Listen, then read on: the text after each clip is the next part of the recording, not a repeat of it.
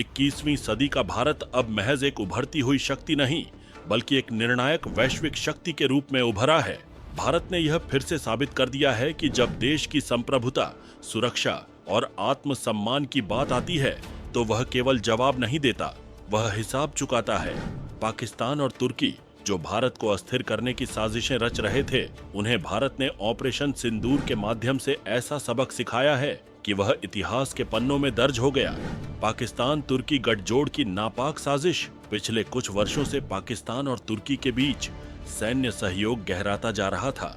तुर्की, जो खुद को इस्लामी दुनिया का खलीफा समझने की भूल कर बैठा है, ने पाकिस्तान को आधुनिक हथियारों, ड्रोन तकनीक और युद्धपोतों से लैस करने का प्रयास किया।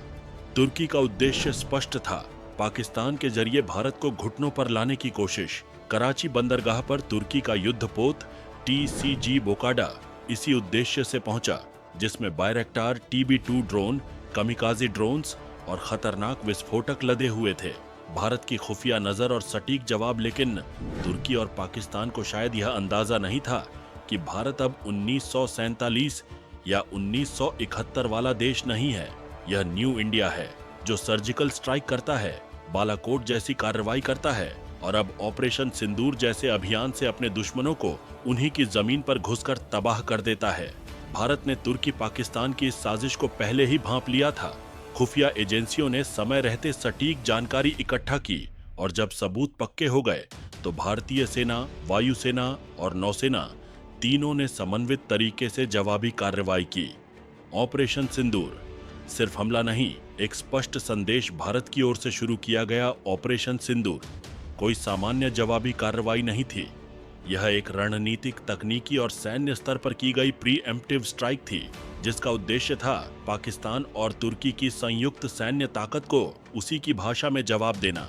इस ऑपरेशन में भारतीय वायुसेना ने पाकिस्तान के कई एयरबेसों को निशाना बनाया, जिनमें कुख्यात नूर खान एयरबेस भी शामिल था। यह वही एयरबेस है जिसे पाकिस्तान की सैन्य साजिशों का केंद्र माना जाता है और जहां माना जाता है कि परमाणु हथियारों का भंडारण भी किया गया है। तुर्की के बैरकटर TB2 ड्रोन का अंत तुर्की को सबसे बड़ा झटका तब लगा जब उसके मशहूर बायरक्टार TB2 ड्रोन, जिन्हें गेम चेंजर कहा जाता था, भारतीय मिसाइलों और इलेक्ट्रॉनिक वॉरफेयर सिस्टम की चपेट में आकर धू धू कर जलने लगे।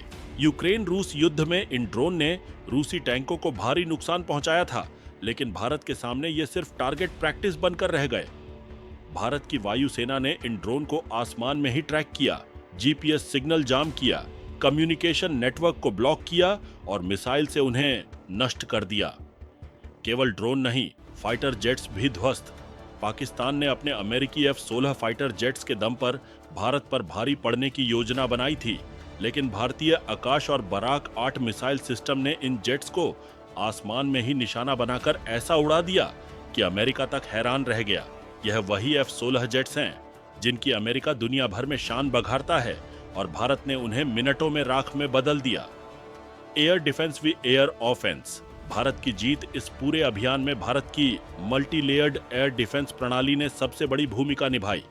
आधुनिक radar network, electronic warfare system और DRDO द्वारा विकसित एंटी ड्रोन तकनीक ने यह सुनिश्चित किया कि कोई भी दुश्मन का ड्रोन, फाइटर जेट या मिसाइल भारतीय सीमा में घुसने से पहले ही खत्म हो जाए। यह वही तैयारी थी जिसकी कमी रूस को यूक्रेन युद्ध में भारी पड़ी थी, लेकिन भारत ने तुर्की के आधुनिकतम ड्रोन को भी बेअसर कर यह दिखा दिया कि भारतीय वैज्ञानिक और रणनीतिकार कितने दूरदर्शी हैं। 4 दिन एक कहानी। दुश्मन तबाह। सिर्फ 4 दिनों में भारत ने वह कर दिखाया जो अमेरिका 20 वर्षों में भी अफगानिस्तान में नहीं कर पाया। पाकिस्तान के लगभग सभी प्रमुख एयरबेस या तो मलबे में बदल गए या निष्क्रिय हो चुके हैं। तुर्की के सभी हथियार, ड्रोन, विस्फोटक, बम जो पाकिस्तान को सौंपे गए थे, अब इतिहास बन चुके हैं। कराची और लाहौर के मिलिट्री वेयरहाउस में लगी आग ने तुर्की की हथियार सप्लाई चेन को पूरी तरह जला दिया। भारत का ऑपरेशन सिंदूर। तुर्की को कूटनीतिक और आर्थिक झटका। भारत द्वारा हाल ही में चलाए गए ऑपरेशन सिंदूर ने केवल पाकिस्तान को ही नहीं, बल्कि उसके नए सहयोगी तुर्की को भी गहरा कूटनीतिक और आर्थिक झटका दिया है। यह सैन्य कार्रवाई अपने दायरे में सीमित होते हुए भी इतना प्रभावशाली संदेश छोड़ गई कि अब अंतर्राष्ट्रीय स्तर पर भारत की सैन्य, तकनीकी और रणनीतिक क्षमता को गंभीरता से लिया जा रहा है।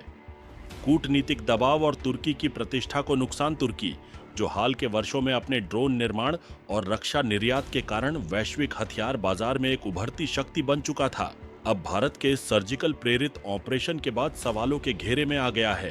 तुर्की द्वारा बनाए गए बैरक्टार TB2 ड्रोन, जो यूक्रेन युद्ध में रूस के खिलाफ प्रभावी सिद्ध हुए थे, उन्हें भारत ने हवा में ही नष्ट कर दिया।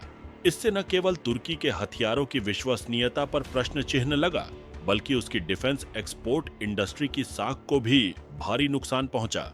अब सवाल यह उठने लगा है कि जब भारत जैसे तकनीकी रूप से परिपक्व देश ने इन ड्रोन को केवल मिनटों में निष्क्रिय कर दिया, तो क्या कोई अन्य देश उन्हें खरीदने का जोखिम उठाएगा? यह घटना तुर्की के लिए आर्थिक दृष्टिकोण से एक बड़ा झटका है। मेड इन इंडिया का प्रचंड शक्ति प्रदर्शन इस ऑपरेशन का सबसे बड़ा संदेश यह है कि भारत अब पूरी तरह से आत्मनिर्भर हो चुका है। DRDO, HAL और BEL जैसे स्वदेशी संस्थानों ने मिलकर जो रक्षा प्रणालियां विकसित की हैं, उन्होंने न केवल ड्रोन जैसे खतरनाक हथियारों को निष्क्रिय किया, बल्कि भारत की सीमाओं को अभेद्य बना दिया। भारतीय मिसाइलों की सटीकता, रडार सिस्टम की तत्परता और एयर डिफेंस की शक्ति ने यह सिद्ध कर दिया कि भारत अब केवल अपने हथियारों पर निर्भर है, और वे हथियार विश्व स्तरीय हैं। सीमित सैन्य कार्रवाई, लेकिन निर्णायक प्रभाव। सबसे उल्लेखनीय पहलू यह रहा कि भारत ने इस अभियान में बड़े पैमाने पर सैनिक या टैंक नहीं भेजे, न कोई भारी सैन्य जमावड़ा, न युद्ध की लंबी घेराबंदी।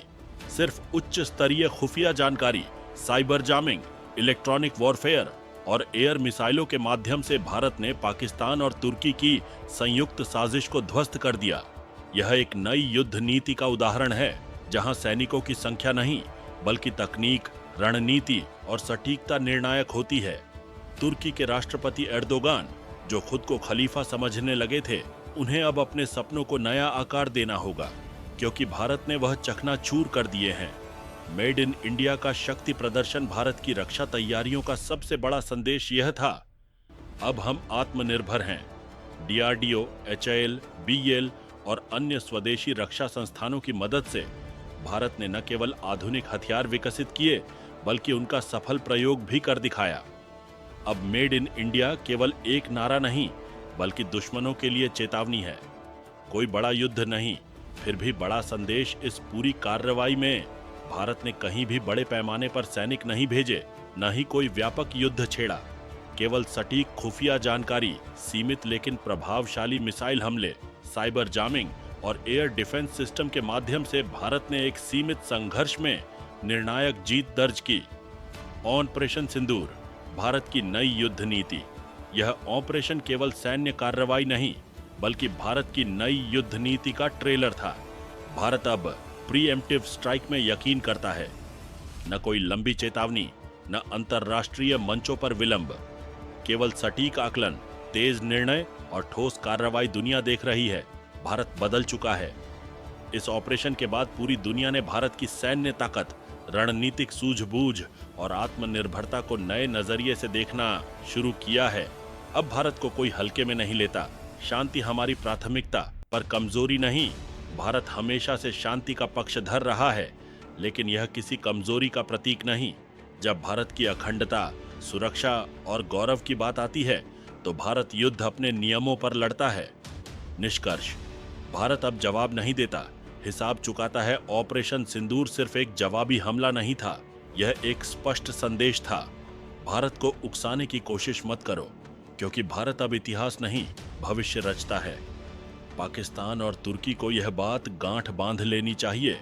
भारत शांति चाहता है, लेकिन अगर युद्ध थोपा गया तो वह उसे अपने तरीके से लड़ेगा और दुश्मन को ऐसा जवाब देगा कि वह इतिहास में मिसाल बन जाएगा।